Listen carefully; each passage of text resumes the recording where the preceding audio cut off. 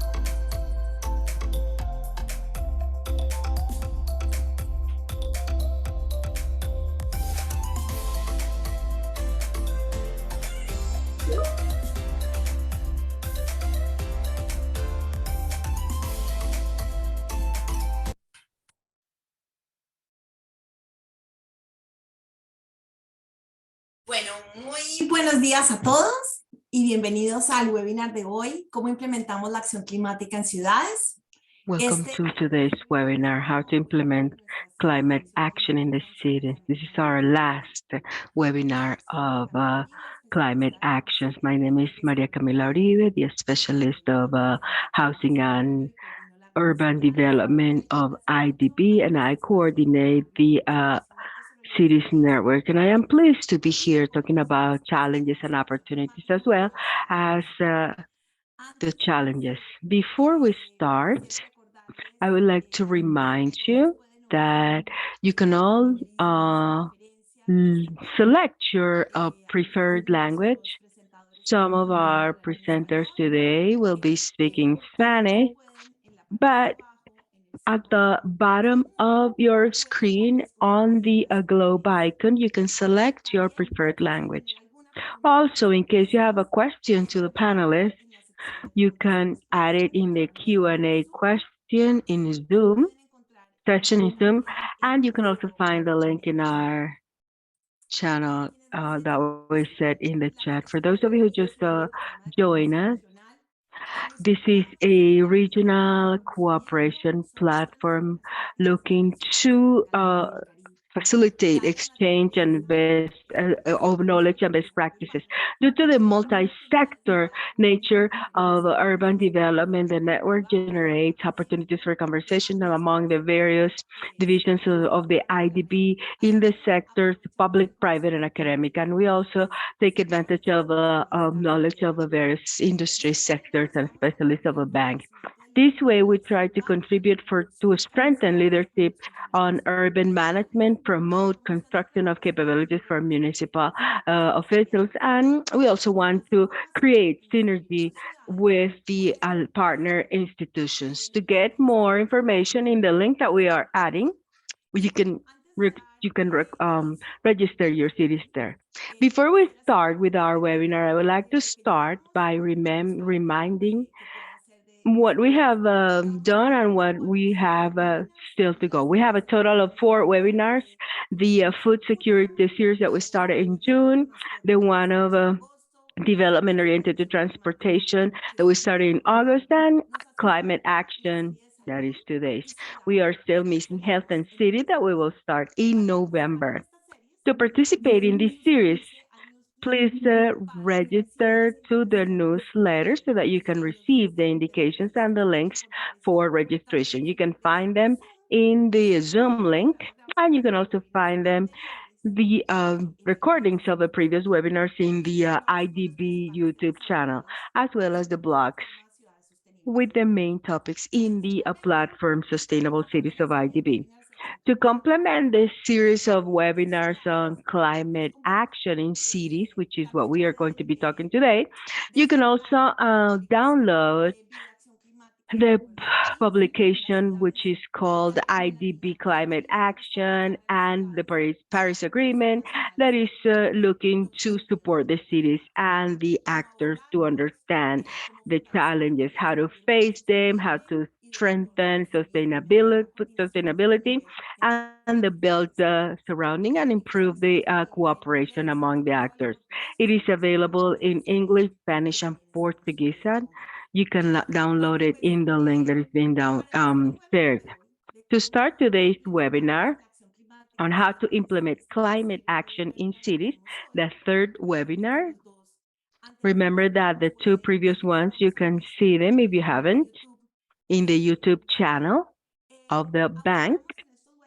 We talk about how climate change is affecting our cities, planning of the policies and climate action, and the various alternatives the local governments are exploring to face this challenge. So today we're going to talk, and we have very interesting panelists to talk about implementing climate action in cities. We think it is very important to talk about this because even though the cities have been making a lot of efforts to answer to the climate change and also the climate action plans, there are still many challenges and obstacles to go from plans to solid projects or fundable projects or bankable projects that we call them. We want to support how to approach these challenges, how the cities can approach these challenges. And the projects to reduce the emissions of the greenhouse gases go from planning to implementing. That is, the cities can, for example, improve their strategies to handle the urban trees planting or have projects of for rainwaters, understand how they can use vegetation for thermal regulation and how they can manage the spills and also find promote a more sustainable mobility to adopt efficacious measures. The first step a city takes is to generate a list of what those projects are, or a pipeline of clear projects that are very well structured and that can be funded, that can be subject to investment. So it is key to promote implementation of climate action in the cities to unblock access to funding and also to promote generation of capabilities in the local governments. During today's session, we are going to talk about how various organizations and cities are mobilizing technical and financial resources for the cities that need to develop projects for them to be ready and be appealing to the investors. We're going to listen to the program from Urban Shift, C40, the initiative of City Finance Climate Gap from the World Bank Fund, and the project called City Adapt from the United Nations Program for the Environment. We will also hear firsthand the experience of the cities of Santo Domingo in the Dominican Republic, San Salvador in El Salvador, and Xalapa in Mexico. How they have implemented these pilot projects to adapt to climate change that have been working with the support of City Adapt and the IDB City Lab. And the latter is a key partner to collect the best practices and facilitate collaboration to drive innovative local solutions. So without further ado, the participants that we have today, we will start with the presentations of pilot projects in climate resilience from city labs of IDB, San Salvador, Santo Domingo, and Xalapa, with a presentation of Carolina Piedrafita, who is the coordinator of the Lab of Cities of the IDB and senior specialist of the Division of Housing and Urban Development. Amin Seruye, who is the coordinator of strengthening to touristic management of PFTCC. He will tell us about what he does, of the Ministry of Tourism in Santo Domingo, Dominican Republic, and also Alex Chavez, who is an environmental specialist at the Planning Office of the Metropolitan Area of San Salvador in El Salvador. So we're going to start with these three presentations. And we also have Sergio Angon, who is the National Coordinator of City Adapt in Xalapa, Mexico. After that, in the second part of the session, we will have a conversation among the representatives of C40, of World Bank and PNUMA about the programs they're leading. There we will have Marta Moneo, who is a program official and coordinator of adaptation to climate change of PNUMA, Mateus Ortega, the director of climate action of the Urban Shift team C40 Cities, and Angela Soriano, the analyst of urban development in city finance climate gap fund of the World Bank. After this, we will have a session to answer the questions that you will send us through the chat. Please remember to send us these questions on the Q&A series.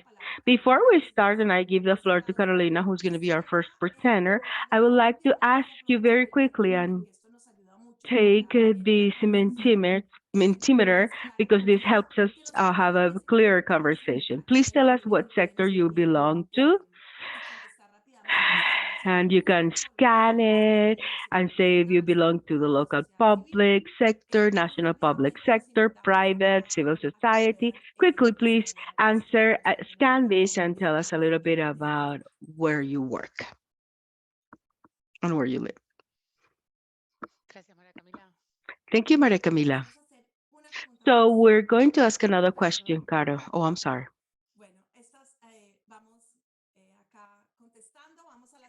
Here we get the answers. Now we're going to go to the second question. Please tell us where you are, what city you're in. This is important for the next question. Please tell us where you are. Let's go to the second Mentimeter. Where do you live? What city do you live in?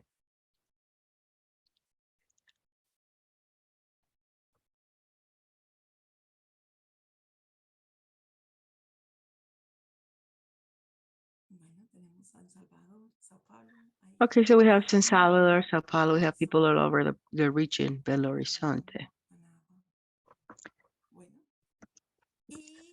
And we are going to get into the subject matter, and that is, what sector do you think it is a priority for the cities to implement measures and climate change projects? So here we have some alternatives, and we would like to know from your cities and the challenges that you are facing, if it is sustainable energy efficiency, renewable energies, green buildings, solutions based on nature, comprehensive management of solid waste, green spaces and tree planting, climate resilience, coast defense, urban drainage, and all that.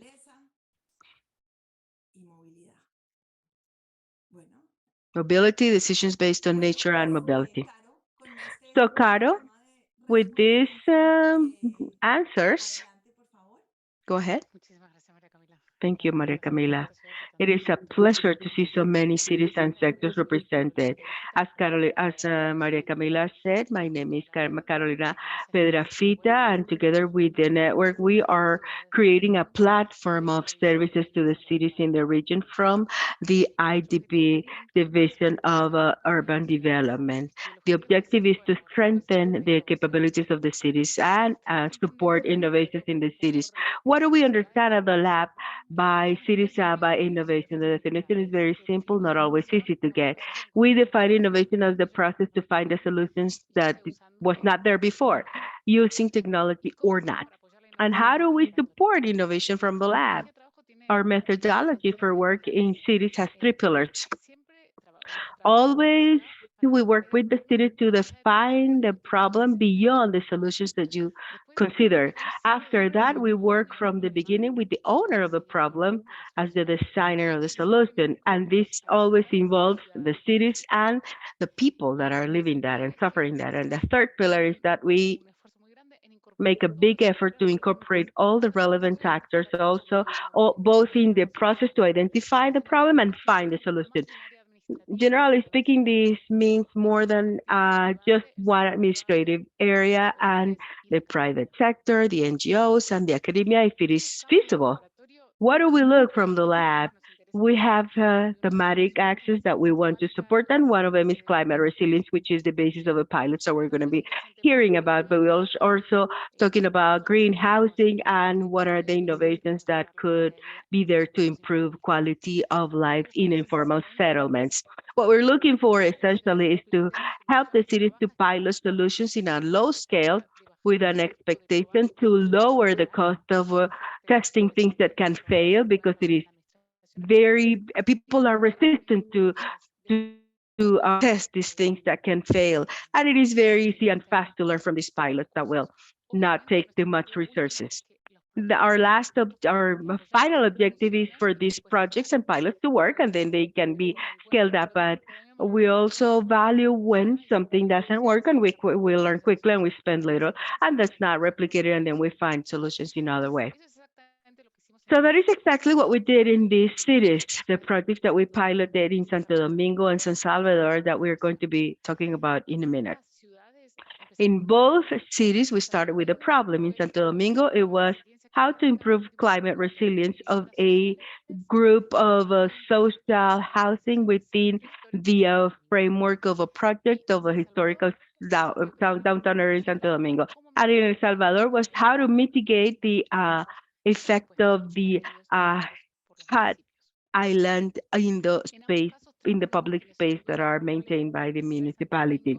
In both cases, we work with the owner of the problem, the city of Santo Domingo, and in this area of the downtown that we have identified the owners of the houses that only get water twice a week. And in Salvador, we work with two municipalities that are responsible for maintaining the public spaces. In Santo Domingo, we work with a private supplier of rainwater solutions to understand the cities to find a possible scaling model.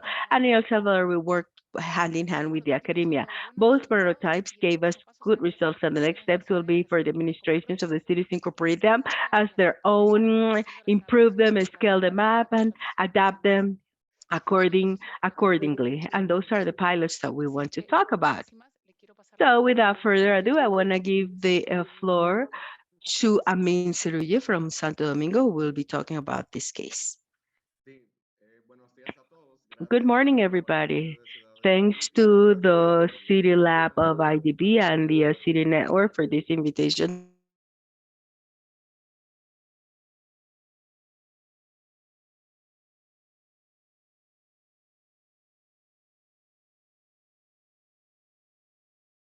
Next, I would like to talk about, my name is Amin Seruye, as Carolina said. Uh, we have a component of public spaces in the colonial city. It is part of the historical center, which is a World Heritage. It is a 1 kilometer square area, and we have 7,700 people living in that area. Next. So regarding the component for livability, we are going to create a component, a program for housing, and we will tell you how to scale the pilot. But to understand the problem, we are facing two main problems in this colonial city regarding housing and people, which is gradual loss of the traditional inhabitants. And then the inventory of the houses of this colonial city is in really, really bad shape. That is added to the fact that we have in this housing inventory, we have 4 categories of heritage protection or equity for protection. In the pictures, you can see a little bit of how these high value equity buildings are really deteriorated. So the situation of the families and the houses that we are going to use to implement this program for housing improvement is really precarious. We're talking about the fact that almost 15% of these houses have no access to drinkable water, to sweet water. And as Carolina was saying, one of the biggest challenges this historical center is facing is that they only get water once or twice a week. So the people are forced to collect water for consumption so that they can use it the other days they don't get water. The other problems we're facing here is access to sewerage and the situation itself of the construction materials, how they are deteriorated. Wood is deteriorated, how these building materials have deteriorated. Many of these houses have no drinkable water in their bathroom or kitchens. So I think Carolina will talk about the pilot. So what is the story of the lab? The lab has identified a solution that is very well, that was used in Mexico very successfully to collect rainwater. The company that did that in Mexico City with the support of the city, with the subsidies of the city that went directly to the company, is called Isla Urbana.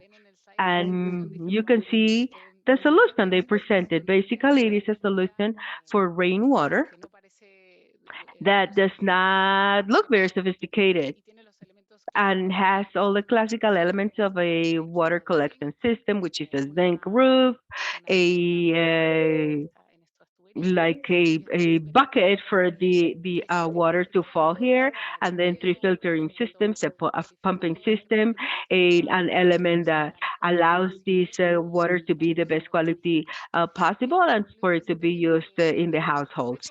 The interesting part of these companies that we got to Dominicana, we found this need, and then we found that there were no similar companies in Dominicana, and then it was important for us to bring Isla Urbana to the country because its business model, basically, the main thing is for more people to adopt this type of solutions.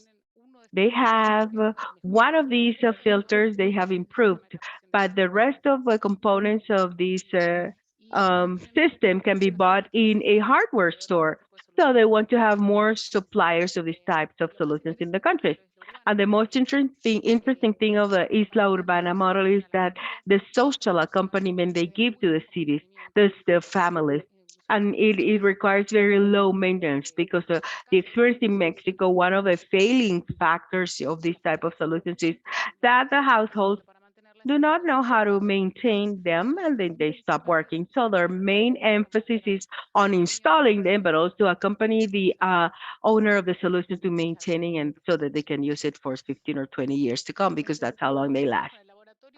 So what we did with the lab was we brought Isla Urbana to work hand in hand with the city and with the people from these houses that decided to be the ones testing the solution. The methodology was introduced to the local government team, and then it was socialized with the beneficiaries, the potential beneficiaries. You see them in the picture. We identify the suppliers of these materials in warehouses and labor to install the systems. Also, the ability of the capability of the houses was assessed to see that they were actually going to be able to hold these tanks, and it was we also told them how they were going to operate them, how they were going to how much they were going to cost, and then three families decided to work on the project, and one family decided to share, and there's been remote follow-up of the beneficiary family to see that everything is working well, and luckily it's been working and people are really happy. I mean, will tell us about it later. I would like to highlight their climate resilience means a lot of things, and one of them is the capability to face heat, where water is really important, and also face shocks and emergencies. So rainwater systems can face those two parts. What we see here in this graph is the total water demand and the one that can be satisfied with rain in Santo Domingo. And it is interesting to see that from May to November, all the water demand can be satisfied with rain, and between January and April and then December when it rains a little bit less than half, but a big chunk of this demand can be satisfied with rain. So it is perfect for this city where they receive water twice a week. And as I was saying, we installed two systems, and the interesting thing here is that it's three households because one of the families is combining. One of them contributed the roof, and the other one contributing the backyard. But I want to give the floor to Amin to see how it is seen from the city. So I wanted to tell you that the process was very interesting. At the beginning, we faced several challenges because we talked to community leaders and they were kind of not very interesting in the project because they were saying that there is a project for rural areas where there's no sewerage. We don't have space here in the historical center to have this type of solutions. There's no room. And we found some resistance.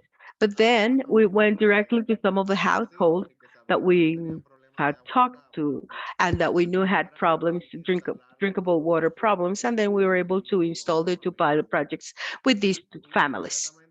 And after that, after the installation started, they noticed that even though it is a system that is very simple, but as Carolina was saying, it has a filtering system, it has a system for maintenance, it also has the ability to bring water directly from to the household with a hose, with the electric pump. If you filter that water, you can also drink it or use it to cook. And then the people started getting interested in the process. The neighbors would come as they would see the installation moving forward. And then a week after that, the rain started, and then we started seeing the results. So the neighbors are actually really happy. We have collected the testimonies that are very, very favorable from these households, from these families that now have water all throughout the whole week, which is the most important thing, even though collection is happening through rain. They have their tank full all the time, and whenever they need water, they just turn the pump up on, and then they pump the water into the house. So it's been a success.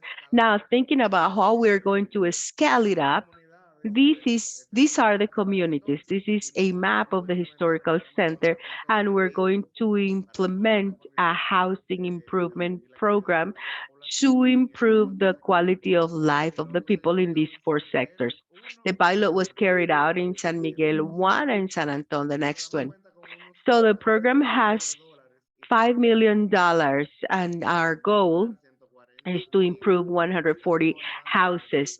These improvements go from the structural systems, access to sweet water, improve water, bathrooms and kitchens, and also the finishings of the construction. So we're also planning to improve the doors and the houses, and we have a commitment and a component because first with the IDB and then the commitment also with the European Union, which is contributing through a grant. We have the commitment to improve the capability of resilience for these houses. And the commitment is to have at least 20% compliance of the parameters that the EDGE certification specifies. And the idea and the goal is out of these 140 houses that we improve, we can implement and in as many as possible the pilot of that we just did. So the pilot is going to be scaled up in these four communities in as many houses as it is necessary. That is how we are intending to develop the project. Thank you very much. Thank you, Amin, and thank you, Carolina, for telling us and for sharing with us this support from the City Lab. I think it is very interesting, this thing about rainwater. Now I would like to give the floor, and I would like for us to listen to San Salvador's case. As I was saying, we have a big challenge time-wise. So my invitation is to all the panelists to be very, very specific. The project that we will be hearing about is a joint project between City Adapt and IDB City Labs on the modules of vegetation coverage. We will be listening to Jose Alexander Chavez, who is the environmentalist specialist in the planning area of El Salvador. Good morning from the mayor's office from El Salvador. We had to compete with many cities.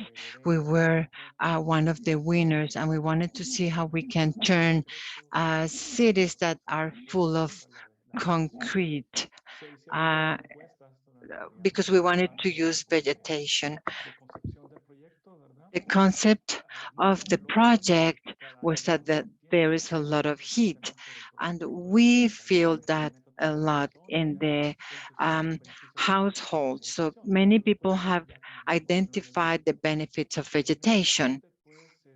Definitely, it is clear that our cities, the less vegetation we have during warm days, temperatures can reach up to 50 degrees centigrade, and this can increase throughout time with climate change.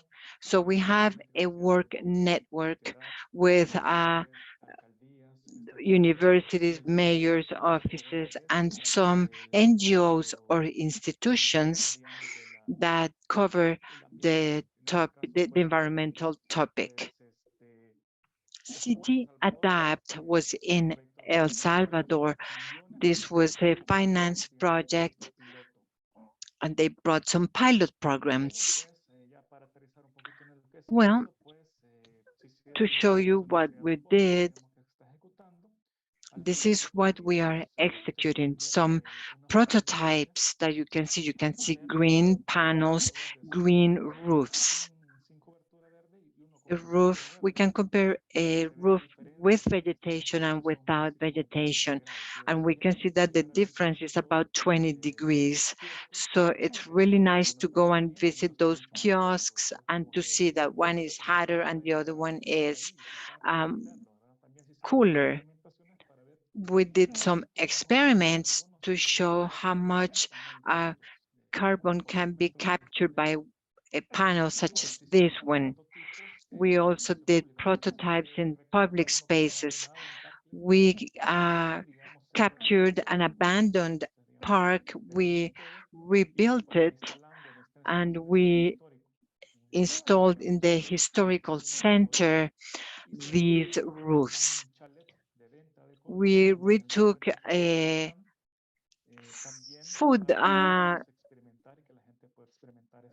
kiosk, and we used it so that people could experiment these prototypes. We also rescued a street in Delgado. So we said, why don't we put some green coverage so that people can experiment this during the hottest hours of the day?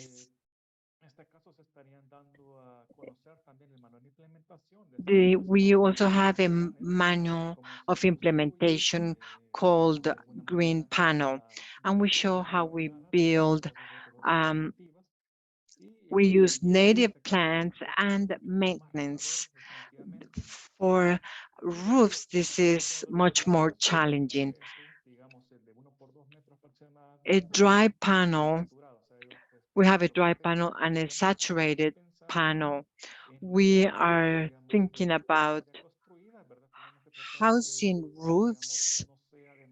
We don't want this to be too heavy, so we have about 27.2 kilograms of carbon that can be absorbed.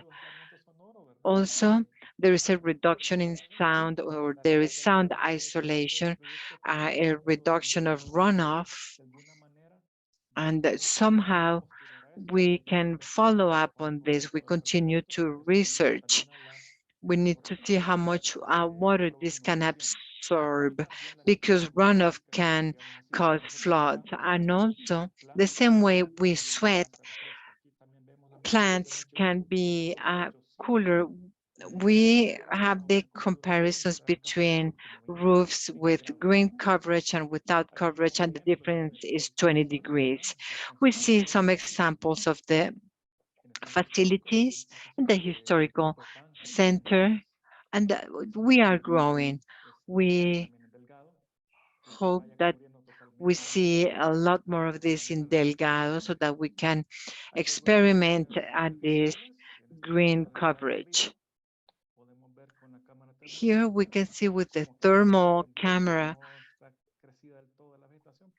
that since the vegetation hasn't completely grown, it is hot, but if we compare it versus the ground, there is a 20-degree difference.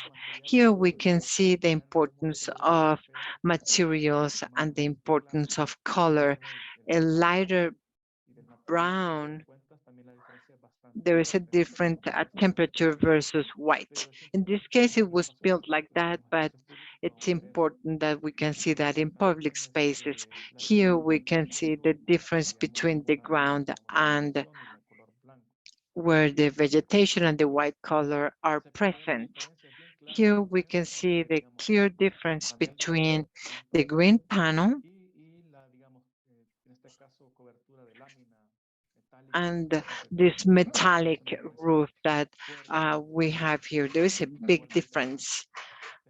Same we see here. We can see how fresh it is where there is vegetation. So it is an improvement. And here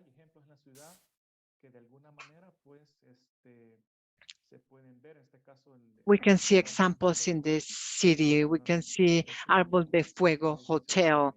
It is an experimental building where we can experiment the aspects of vegetation. In the historical side of town, we've had some experiences as well. In the Árbol de Fuego Hotel, we measured the temperature, the outdoors temperature with the green roof we have. And we compared the green panel versus no green panel. And here we can see that when we measure this surface, we see a difference of 6 degrees. And in this school, they have this green coverage. We measure the difference between the green coverage and without green coverage.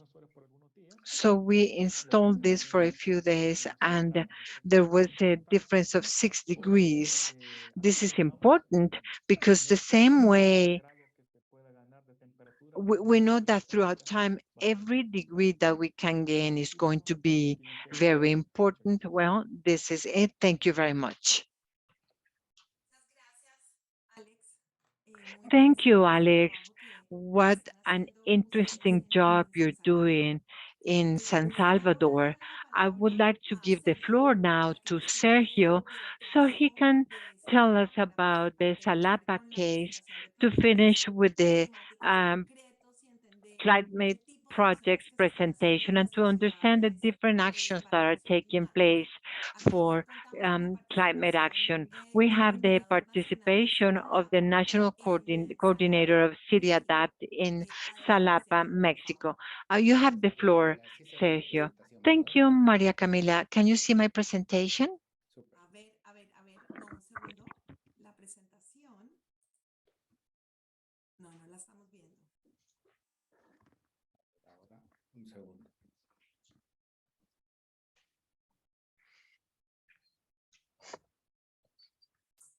Ya, ahora sí ya viene. Now we have it. Great. Well, thank you, Maria Camila.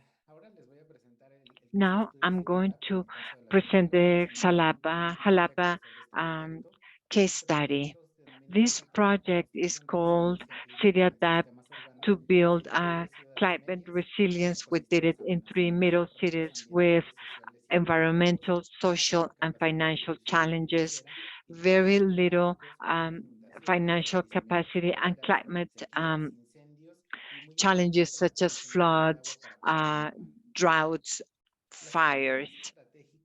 The most strategic actions, or how can we answer the question that brings us here today? We from City Adapt adapted a baseline for dangers, a social and environmental assessment to answer how are we vulnerable, and based on this answer, we can find a solution to adapt to climate change.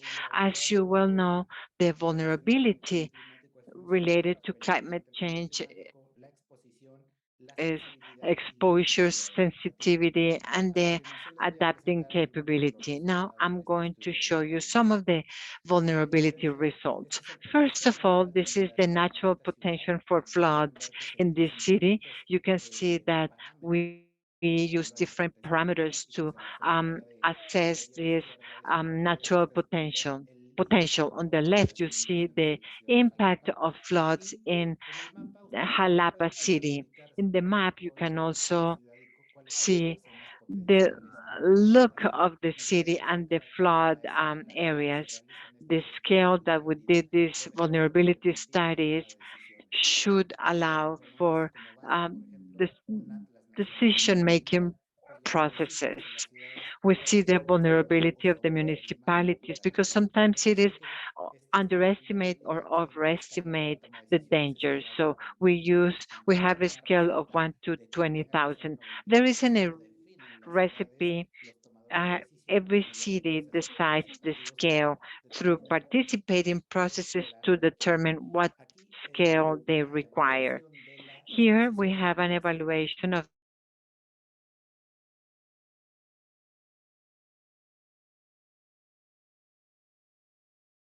with two or more dangers related to climate. This allows us to make the right decisions and to channel the few resources that local governments have to answer to these extreme events related to climate and to maximize, as I said, the use of resources to benefit people. Here, we have an example of the adapting capacity that have to do with ecosystems in the city. Let's remember that these ecosystems offer life support to the city, such as water, carbon capture, microclimates, and others. And that's why it is so important to understand that the cities have to correspond with these ecosystems that give us life support, and to be able to make investments outside of the administrative limits in these cities in order to preserve and to take care and to continue taking advantage of these resources. Here in the vulnerability study, we find that the north side of the city, which is the highest in terms of growth, during the last 30 years, the city has grown 7 times while the population has only doubled. This means that this is not a dense city where people want to live in the greener side of it, and that's why we have been devastating the ecosystems. We have a threatened ecosystem. There is only 1% of forest coverage, but it's so important that it gathers about 12% of the national biodiversity. So with the climate change scenarios to understand the current vulnerability, but also future vulnerability. At the urban level, we can experiment up to minus 250 millimeters of rain per year, and we can see an increase of 2.5 degrees centigrade. This is with low emissions, with a baseline of 2014 and with a forecast for 2030. We decided to have a climate change scenario for the midterm to cover as many people as possible, because that's what climate change is. We have to answer to the urgency, to the planet's crisis, and we have to talk to the decision makers and to make sure they see that this is urgent immediately. We're not talking about 2100 where they will not be there anymore. So we need to highlight the urgency of climate change. This is one of the examples of um, nature solutions. This has an urban number surrounded by the urban stain. We saw landslides. We saw the intention to fill up this wetland, but this will never happen because this is a natural wetland and this is the lowest part of the city. So even if we pave it, that area will always be flooded. That's how we found this solution, through participating mechanisms where, besides all of the soil analysis, we found the orientation to see what plants were ideal to plant in this place. We did a hydro network to determine the type of interventions, and also we looked at the interventions from a city adapt. As a result, we see that 70% of the work was done by women of the community, and City Adapt was clear on the fact that we had to own the place to facilitate sustainability long term. Strategic alliances are an important part of this type of interventions. In the top picture on the left, you can see people from the Ecological Institute doing work to modify the hydrodynamic of this wetland and to allow the natural wetland to fulfill its functions. On the top right, you see the same landslide that we saw before. This is the result of the intervention based on nature. This is a green wall that avoids landslides. We have an adequate mapping so that we can have a long-term project. The vulnerability study allows us to justify where we can implement the reduced resources that these pilot projects have to maximize the efficiency and also the impacts. Strategic alliances are very important. We have to include the municipal and the national government, and this is key because we need to have ownership to preserve once the projects are over, to have long-term results, and the financing mechanisms to scale this type of interventions. As a result, I would like to say that the national government has started the first stage to scale this solution offered by City Adapt, with the first investment of $600,000 and a second stage with the same amount. This to maintain this important green lung the city of Xalapa has. Thank you very much. Thank you, Sergio. And thank you to the cities of San Salvador and Santo Domingo, because the work you do is inspiring to explain to the rest of the cities what climate change means and how we have rainwater solutions, the heat islands, and Sergio was telling us about doing a vulnerability map and the example of solutions based on nature. I think that with all of these innovative solutions, to think how we can have a better adaptation to climate change and how in Latin America, let's start the conversation. As I told you, we have Marta Moneo, who is an official for climate change adaptation at the United Nations. We also have Mateos Ortega from Climate Change for Urban Shift C40 Cities. And we also have Angela Soriano. She's an urban development analyst from the World Bank. So welcome everyone, and thank you for being here today. I would like to start with you guys telling us. I know that Urban Shift and City Adapt, which we covered before, and the GAP Fund, that you support the subnational governments for climate change adaptation in cities. I would like you to quickly explain the audience what are the main elements that you would like to highlight. I would like Angela to start, then Marta, and finally Mateus, please. Thank you, Maria Camila. The GAP Fund is a fund that supplies technical assistance to uh, developing countries to plan and conceptualize low carbon investments.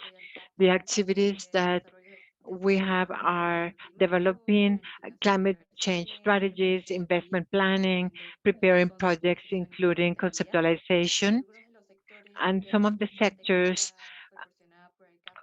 with technical assistance include solutions based on nature, solid waste management, sustainable transportation, and power efficiency. Thank you. Marta? Hello, good morning, everyone. Thank you, Maria Camila. Thank you, Sergio, because he has explained in a great way City Adapt. To summarize, City Adapt is an initiative financed by the World Fund and PNUMA. We work inside cities in adaptation based on ecosystems or solutions based on nature. So that is the main focus of City Adapt. This is a project that has started other initiatives. Now we have a platform, a training platform for local governments and for cities who are making efforts to build resilience against climate change. It has a lot of information and training regarding this important element, which is how to understand the risk cities face, not only from the not only regarding what's already built, but also the hydro resources to see what are the risks, where do they come from, how are they empowered through the change of soil use, and how the combination of solutions have to consider not only interventions inside the city, but also managing ecosystems where the cities are located at. Thank you, Marta. And now, Mateus. Thank you for the invitation. Maria Camila, it's a pleasure to be here. Marta and Angela, I am Mateus. I'm talking from Sao Paulo, Brazil. I work for C40. It's a global city network. We work together to face climate change. I work with Urban Shift, which is financed by the World Fund. We also have other people involved, and our work is to support cities all over the world for sustainable urban development. That is our key point, and that is what I would like to discuss. We do the integration for climate and urban planning, biodiversity, and other topics. We have worked with more than 50 cities in 17 countries. We're working with Brazil, Argentina, Costa Rica, Peru, Paraguay, and Mexico. And the program is to train cities in 5-year cycles along with a financer, which is the GP. The bad news is that the next cycle is closed, but the good news is that we have many products that are useful for everyone, and we are going to talk about this later. Thank you for the introduction. I think that those of you attending the webinar can better understand what each of your organizations do. I would like to start in the conversation, and I think, Angela, that one of the key topics is to better understand how cities support local governments for planning and investments. How do you do it? How do you translate this support in getting more financing, more support to implement the projects? Of course, the GAP Fund offers technical assistance from the development of climate action plans and also sectorial strategies to reduce greenhouse effects and also feasibility projects. In Brazil, we are supporting Porto Alegre to develop their climate action plan, and that involves, for instance, the climate risk analysis, quantification studies for greenhouse effects to then quantify actions that address climate change. We also have sectorial strategies in Central Africa. We have studies to find solutions based on nature, and this includes topographical studies, identifying and prioritizing opportunities, and also the design of these identified solutions. In India, we are also supporting the development of a low carbon strategy through solid waste management. We are supporting the assessment of the value chain for solid waste to then identify low carbon technologies. And at the local level, we are working in Panama with the San Miguelito government in identifying urban regeneration interventions and the design of guidelines for the development of these investments.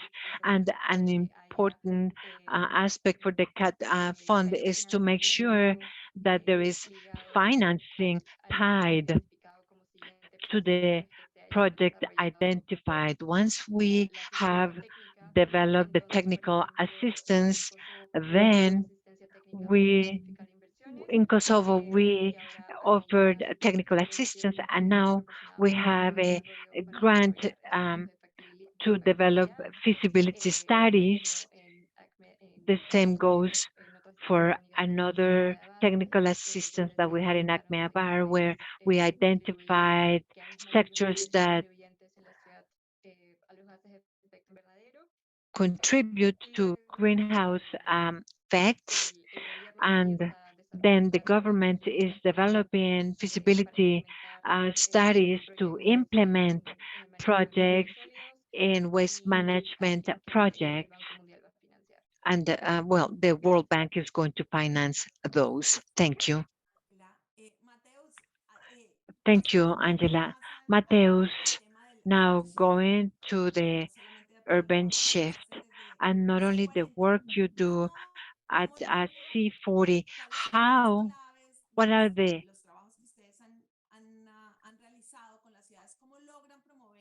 key side of your work? How can you transform? What are the key training aspects that you offer at Urban Shift?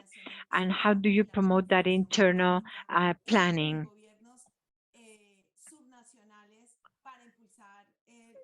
Including subnational governments how do you work in Latin America and the Caribbean? What are the key best examples that you think are worth mentioning? Sure. We work a lot with integration. And when I talk about that, it is both vertical integration with national governments, also regional government, and also horizontal governments. In fact, there is another point, which is the financial integration with the private sector and also with other funders. We have various ways of working. We have different products that we give and we develop. One is the City Academy that we did in Costa Rica, for example, 3 months ago in July. And we talked about a specific topic and we trained the cities to talk about this. For example, we had one on integration of climate action, and we got together people that are urban planners or who are planner professionals of the financial area together with the climate people, because I think that is a very complex point for all cities, which is cities need to do something for climate because everybody's going through that, droughts and rains and waste and all that. But the thing here is not just below, it is just the responsibility of the secretariat or the environmental department. So what we do is we bring together a lot of people, the funders, the academia, and the planners. We had one in Sao Paulo 2 months ago, and the IDB was there too with CAF, World Bank, and BEDS, which is Brazil. We brought together all these people with the people from the climate and also with the people from the finance of the city, because bringing all these actors together, it's possible to do something about climate, because otherwise it won't be possible. Climate will be always trying to do something, but they don't have a political capital, the technical knowledge, the integration with other key actors. They don't have that. So I would like to mention that an essential point is technical knowledge. Listening to the person from Xalapa, the guy who talked. Yeah, Sergio. It is incredible, the technical piece. They did a very good job. And after that, they did the practical thing. So what we are doing is with Urban Shift is train the cities with the trainings and the academia. And it is not just the Urban Shift cities. We are having free online courses, free of charge, for cities all around the world so that we can work on the climate and by urban biodiversity and nature solutions. So we have a lot of courses. So what I'm going to do is to bring this text here on the chest so anybody can register for the course. We launched it last week in India, and it is here. And we have it in Portuguese and Spanish, English, French, other languages. And I think it is a very good opportunity for those cities that want to do something that, but maybe do not have a clue on where to start, or they don't have the technical capability, or they don't know very well what to do. So that is what I want to say. Integration is essential, but also training so that we can know where to start. Agreed. I think it is very important what you're saying, Matthews, because many of the cities that we have in the region still don't know where to start or what to do, or what is it exactly that they're talking about when people say that we need to have a climate action plan for the cities.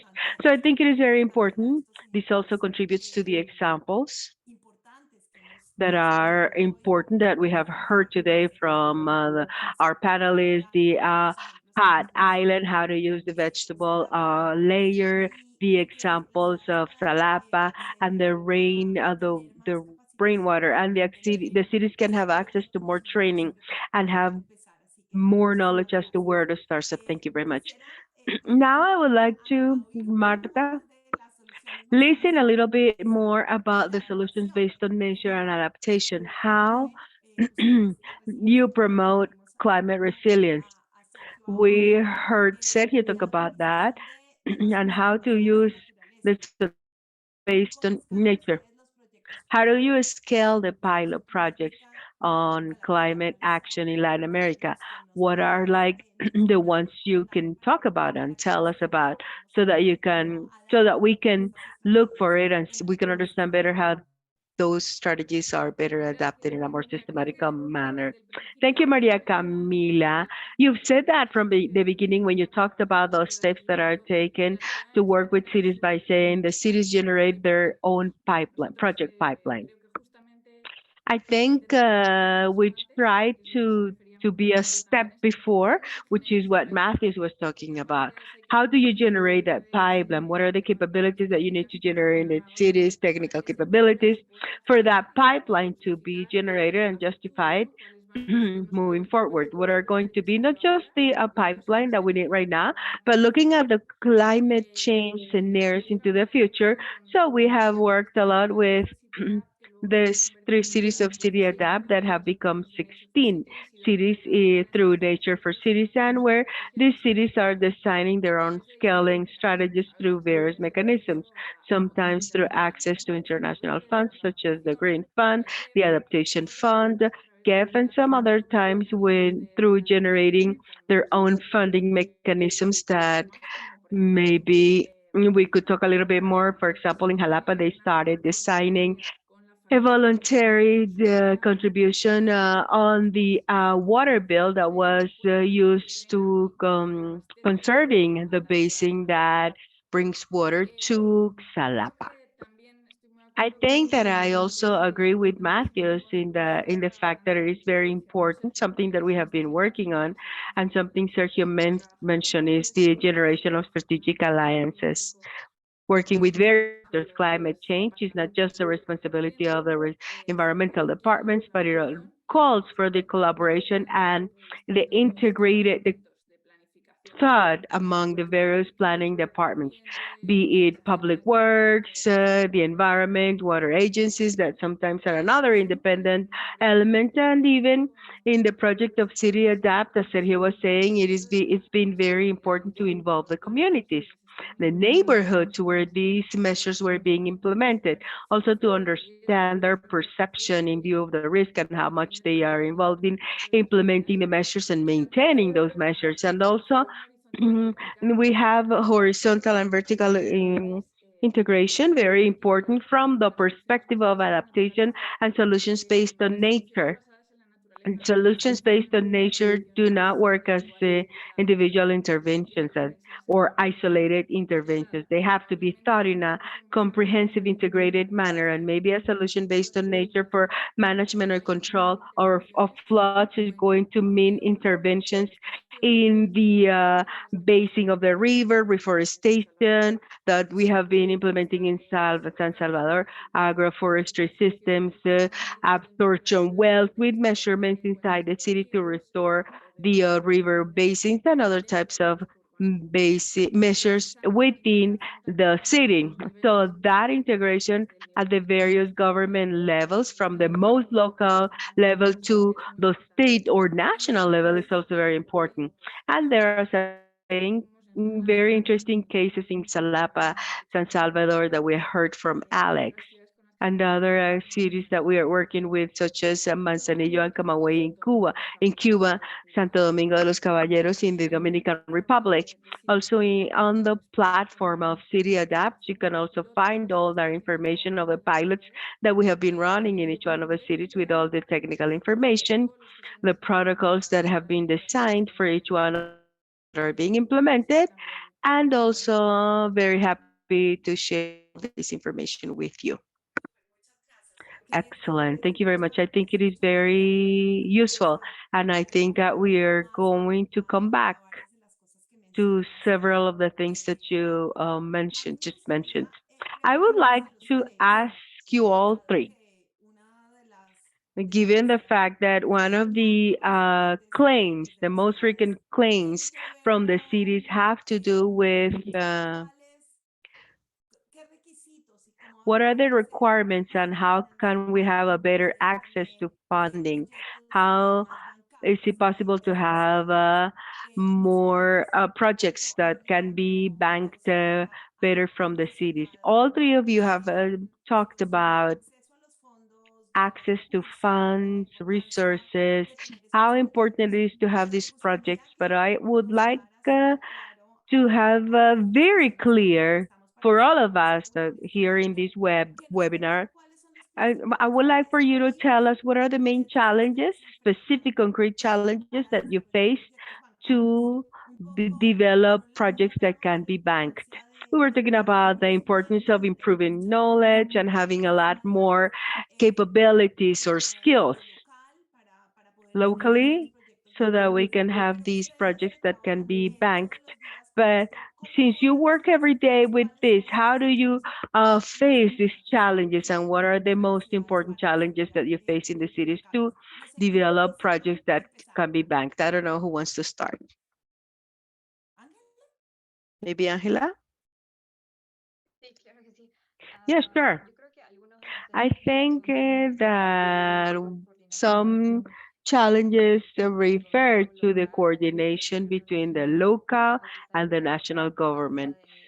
Sometimes there is lack of coordination of communication in terms of identifying the priorities and guidelines with the projects that are going to be developed or that have been identified both locally and nationally, and also how the CAP fund tries to face these challenges basically when technical assistance is implemented.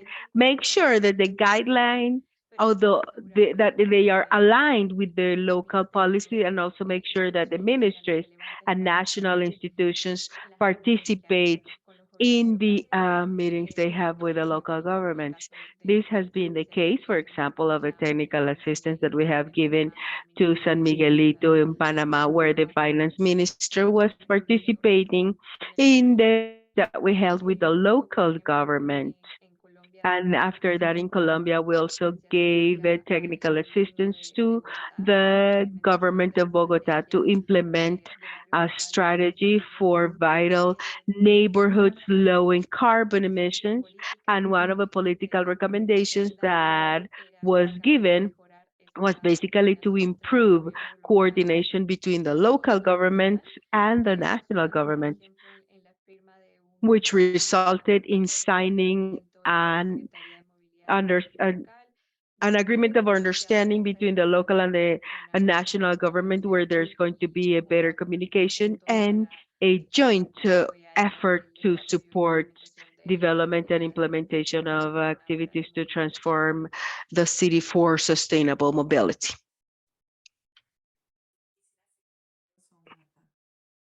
Who wants to be next? Yeah, maybe from our perspective, without being a funding entity, yes, we find, for example, for challenges for various natures. It is difficult for cities to have access to vertical fund, international funding, because we always need to go through the ministries of finances and environments, which are the focal points in view of those funds. So they are always like on the second floor, if you will, in the definition of those proposals. On the other hand, and regarding this type of funds, for example, the funds that have a greater approach, which is the Green Fund for Climate, there is a technical barrier, like we just mentioned, which is all that technical barrier of the justifying climatic rationality of investment, which is very complex. And for the cities, sometimes they have no ability to generate the information, not just the city, but also at the international level, the escalation of the scenarios of climate change and availability of information of climate change at a localized level is still very scarce. So they're faced to a challenge that is hard to overcome, especially even at the level of a country. And that's one of the biggest debates in the Green Fund for Climate regarding adaptation projects. And now other funders, this term of bankability of a project when you're talking about adaptation to climate change, especially when you're talking about solutions based on nature, the criteria used to define bankability of a project or an investment is a challenge in itself.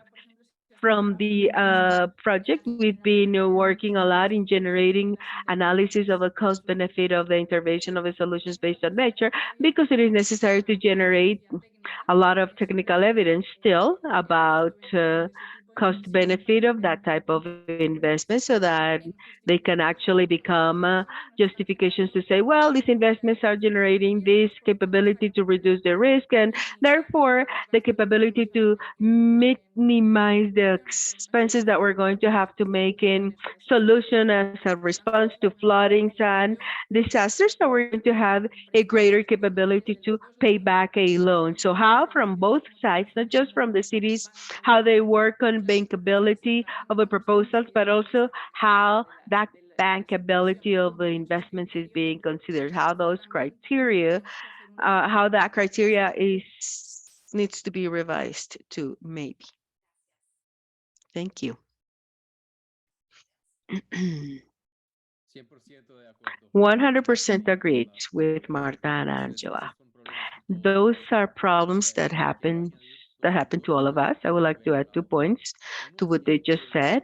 One is that some cities are already doing that. A lot of big cities are doing a lot of things, but they don't just use the words they need to get international support, which is climate, adaptation, solutions based on nature. Those are keywords, because if you don't know how to say those words correctly, then you're not going to be able to get the support. So that is a very realistic manner, I would say. So I think it is necessary to have a climate lens that is critical for everything you do in the city. And that is a word that is in English that is hard to translate, which is mainstreaming. We talk a lot about mainstreaming, which means integration, but it is like integrate climate within sectors and within other areas. And so, for example, the finance city team of the city needs to know what is climate and how to add that to their budget. So the mobility team needs to consider climate when they plan a mobility for the future. So this way, that does not mean that the climate projects need financial support alone.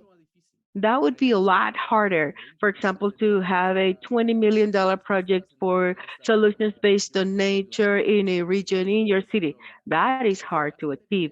But if you do a project together with an infrastructure project for drainage in the city that is already happening, that already has funding and support, then you go with climate. And that does two things. One is that, of course, it helps a lot with climate change, and it also helps for the city to get the international funds just because they added this topic. So I would think that these are the important points. One is base that on science, have the climate notion as something essential, but not necessarily do projects only on climate, but bring climate together with other issues of the city that are key for the climate, social, environmental growth of the city. Agreed. I believe the three of you have complemented in helping us understand what cities can do and how they can work to have more resources or to make your projects more financeable. I think this is really important.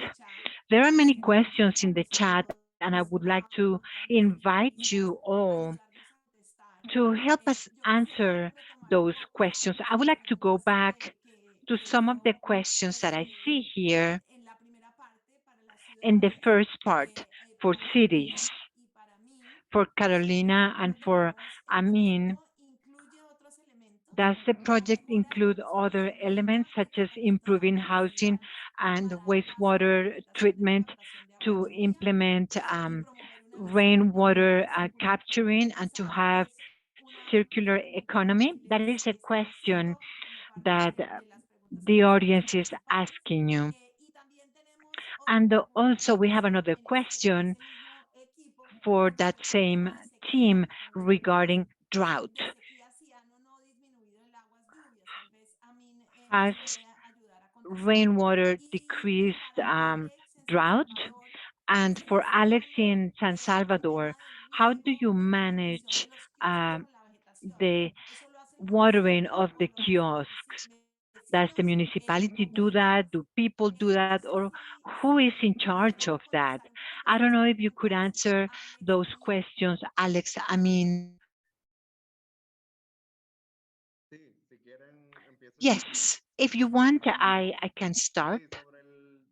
Yes, regarding the other components included in the program, of course, the housing improvement program foresees the connection to a sewage system that would be access to basic services or utilities, power, sewage system, and clean water. Regarding power and water consumption, it should be done as efficient as possible because we want to contribute to adaptation and mitigation of climate change. The second question regarding drought, yes, this is a challenge.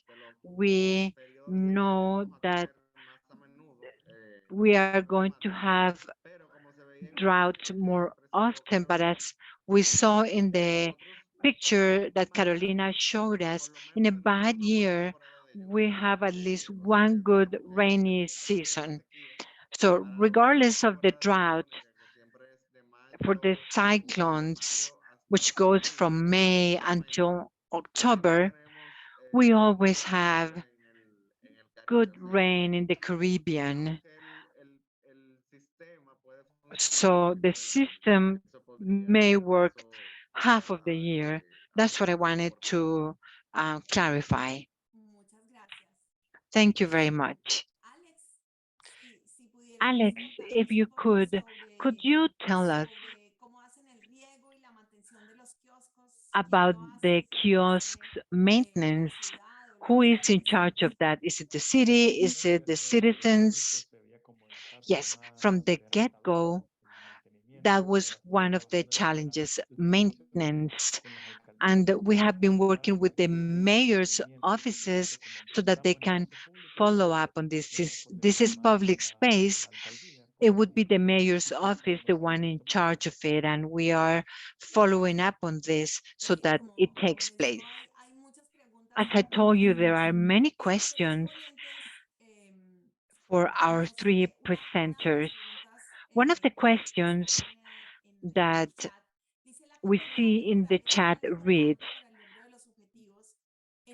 continuity is a limit for environmental projects taking into account government changes. What are the strategies you implement to avoid those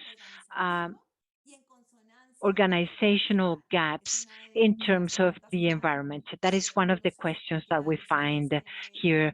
Maybe one of you would like to start? Well, if I may,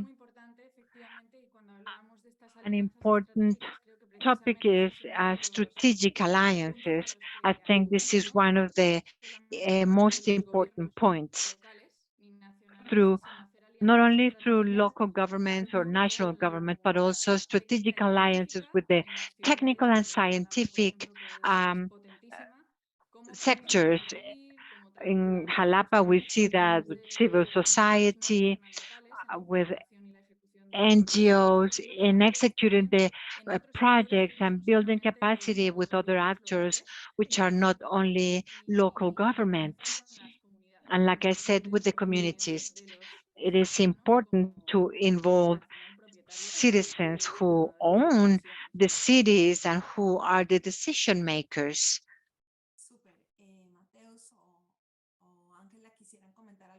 Mateus, Angela, would you like to comment on this?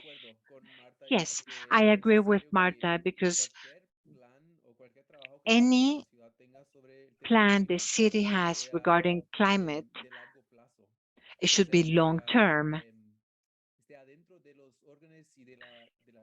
That it is within the laws and decrees so that the next government continues with the work and with the reports, because if a climate issue stays with only one government, long term, we are not going to have a good answer from the city. For example, Recife City, what they did is that the issue is not led by the city only, but by an institute that is involved with civil society. So the answer has to involve the academia, civil society, and other sectors so that long term they can be accountable. In fact, what the city can do is to have decrees so that the next government have to be accountable, so that the next government continues with the work that is being done now. I know this is complex. This is a complex issue, but we have to involve other actors. It cannot only be the local government working on this. Thank you, Mateus. Would you like to comment on this, Angela? Or should we move on? You are muted. No, I think Marta and Mateus have already answered. This is in line with the importance of projects that are aligned with national policies, and I think it has to do with ownership of the project and a local strategy where all the actors are involved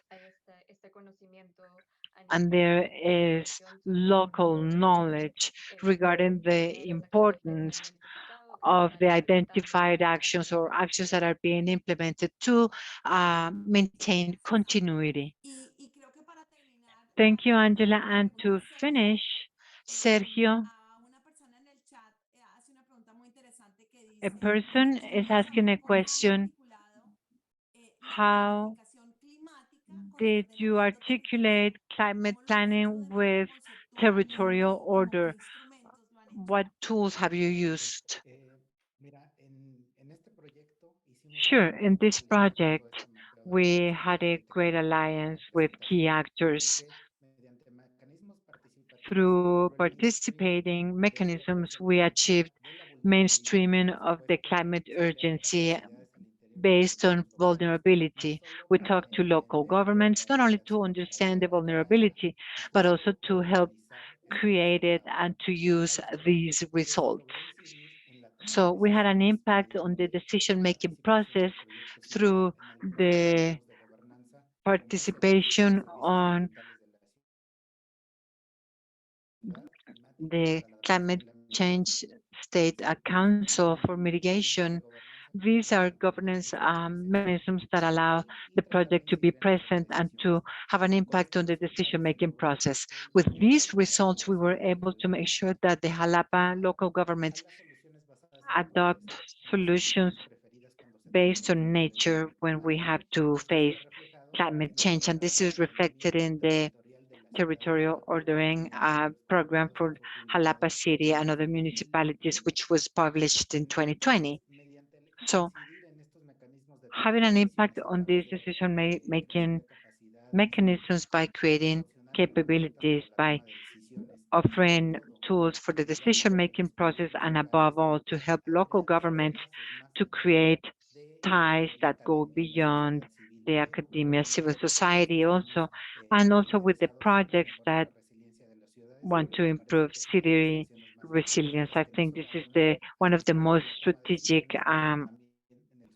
actions, because this will give us sustainability for these type of projects. Well, thank you, Sergio. Thank you, everyone, for this inspiring conversation.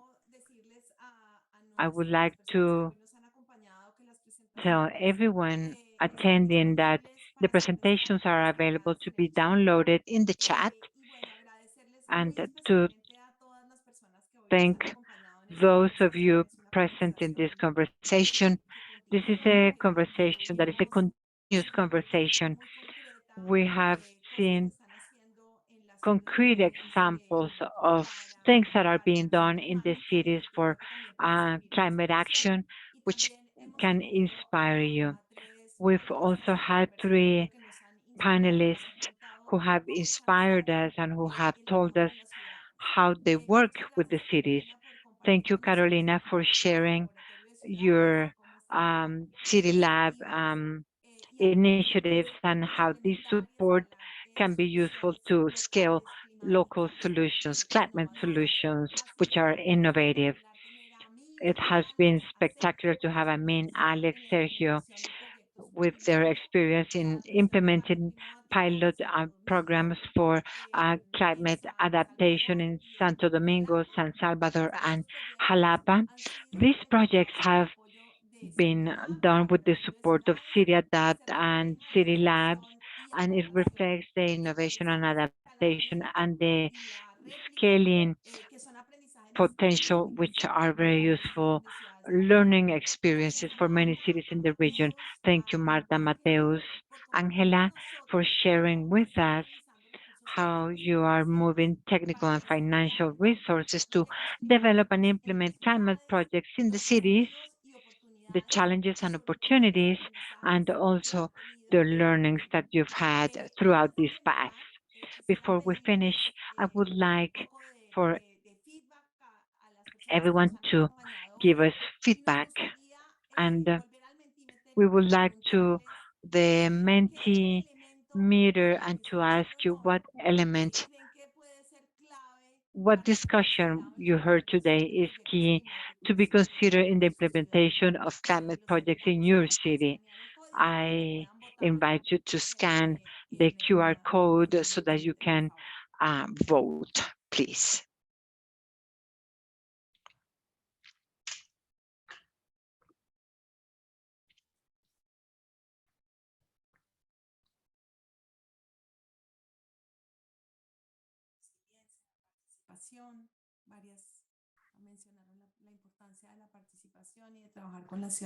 You mentioned participation, working with the citizens.